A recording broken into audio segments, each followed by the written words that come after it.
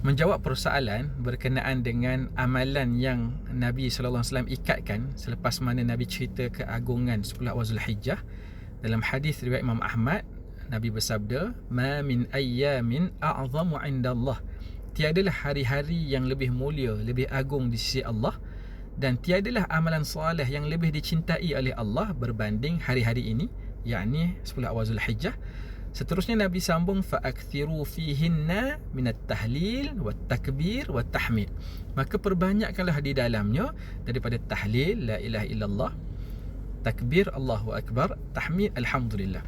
Jadi hadis ini menjadi isyarat bahawa antara ibadah amalan yang agung yang dapat sama-sama kita laksanakan dalam 10 awal Zulhijjah ini adalah ibadah berzikir, kita mengagungkan Allah Subhanahu wa taala.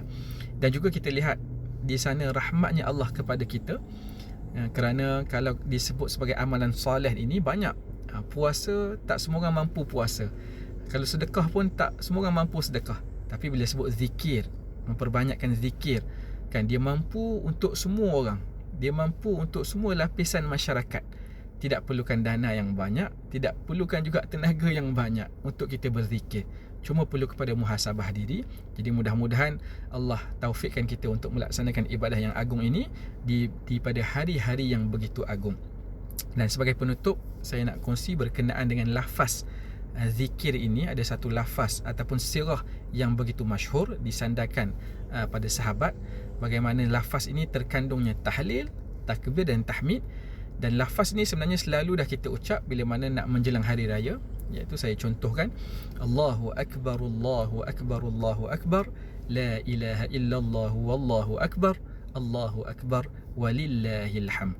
Jadi mudah-mudahan dapat sama-sama kita perbanyakkan lafaz takbir ini. Dan dari sudut perbincangan ahli ilmu membahagikan pula takbir ini, dia ada takbir yang mutlak dan ada takbir yang muqayyad dari sudut waktu bila kita nak baca takbir ini. Jadi saya nak tangguhkan dulu kepada penonton yang mendengar video ni, kalau yang telah maklum takbir mutlak tu apa dan takbir muqayyad tu apa, boleh tolong komen dari sudut masa bila kita nak baca takbir ini. Dan kalau yang belum tahu, boleh tolong komen. Nak tahu, insya-Allah kita berkongsi lagi di lain waktu.